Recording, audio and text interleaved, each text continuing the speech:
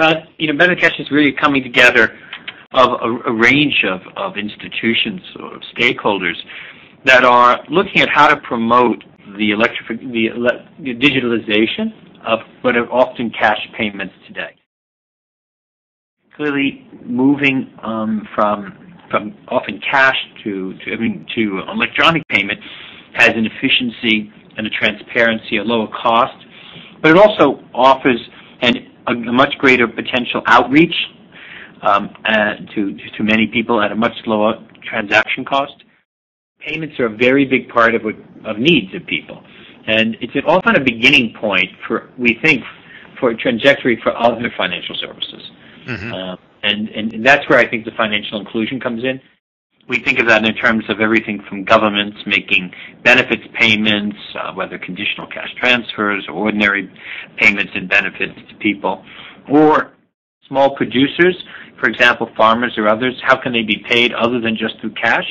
We've seen the potential of doing that through mobile payments and other platforms. The same would be true of small distributors. If you think of a shop getting its bread delivered, how do they pay for that? Say everything is still in cash. Perhaps what's most exciting to many of us who are thinking beyond the payments platform and integrating mobile platforms into today's banking system that exists, other platforms for payments, is the opportunity with this to perhaps have a first contact where a person has the ability to store some value. It may be a starting point for many people to having what could be, the appropriate for them type of bank account or transaction account, if we think of it that way.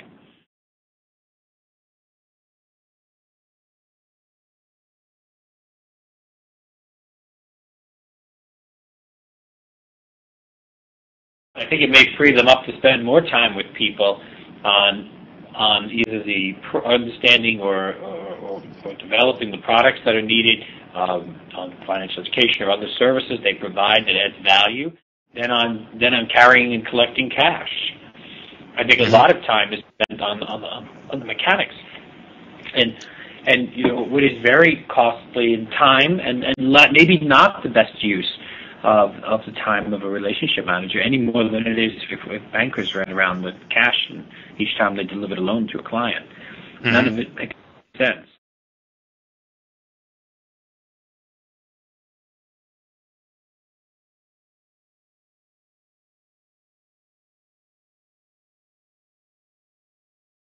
What was critical about the way you handed cash to people the first time or received payments physically? And if that's still critical for you, then, that might be your business model. If it was just the hook that they had to wait there in a circle for you to arrive every, at 3 o'clock right. on Tuesday to give you cash or get cash, then maybe, like any of us, you'll have to find something that's more compelling to the client and how they use their time and what value you would deliver. Or it's a good test of the value you bring to your clients, frankly. I actually think that the onus is on ensuring that your client still feels that you bring them value, as well-meaning as anyone can be. If the client is a captive market and has no choice, right, then that's an unfortunate place to be. It may be better than where they were because the alternative choice was worse, but if they feel that the reason that they're doing what they're doing is because this was the only way to get it, when there's an alternative or when it gets easier, you'll have to see if they'd still do it. Did they really value, what were they really there for? Design a program and see if people still come. Right. I don't think it has anything to do with technology creating an atmosphere that's out of control. I think it would show that institution's real value to a client, and hopefully they have now more time and money in which to serve the client around things that need a human intervention as opposed to only handing cash and receiving cash.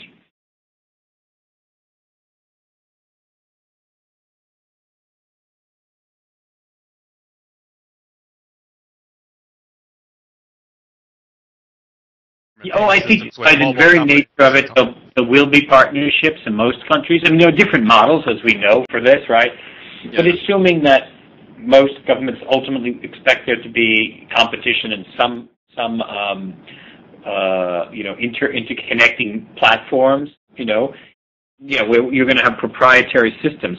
When you go back to things like our debit cards and credit cards, originally they were probably proprietary, our ATMs for our debit card.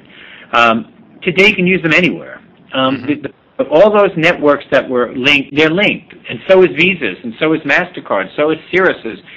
They're incredibly linked, and so are they linked to the bank platforms and clearing systems. So the more we link this, governments can make payments, or we can make payments, and small producers can get paid by all kinds of counterparties, and NGOs can make payments out or receive repayments back, whether you're initiating it on a phone or from a bank account or not. The important thing is the interconnectivity of all this, too.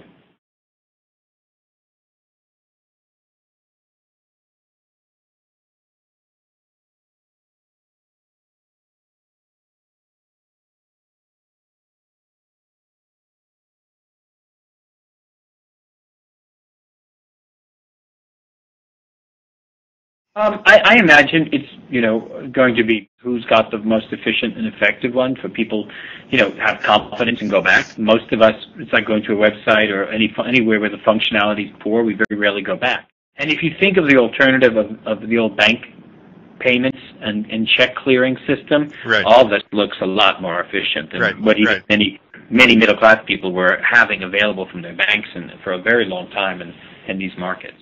Most of us see it, if anything, much more accelerated than what we had before. Once you have more of a confidence that what I have and that's now been in a bank account or that's in an electronic form is actually something I can always get when I need it, you may be more apt to store some on there and leave some on the card and take it as you need it, which I think may just help many people to manage spending or using money differently.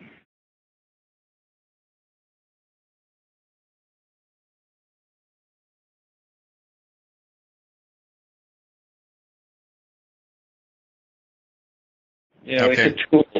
I don't, as we've, and I know yourself said to people, there's no silver bullet there. Nobody's pitching it like that, but we do think it's going to allow governments and NGOs and individuals and businesses to interact a lot more efficiently with each other and much more directly. And I really think that's a big difference for small producers in rural areas or buyers of products or anyone receiving a remittance.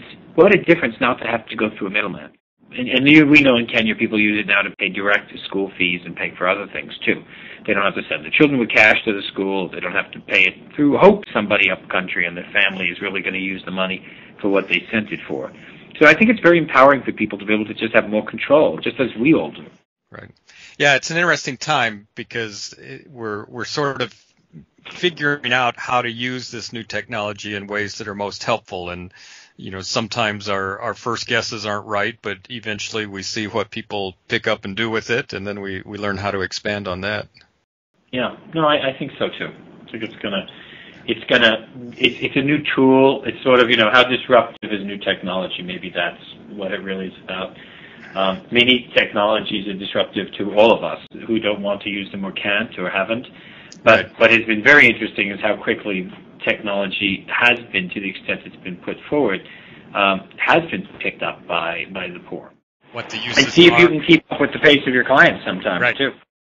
Right. Because in the end, that may be, they may be moving faster than you are. Right. Where it's, and it may be seen as an asset because it may liberate them from some of the processes that our own inefficiencies have resulted in clients having to bear. Right. Our own inability to deliver cash meant they had to go find it or reach it. We didn't have any other way to do it.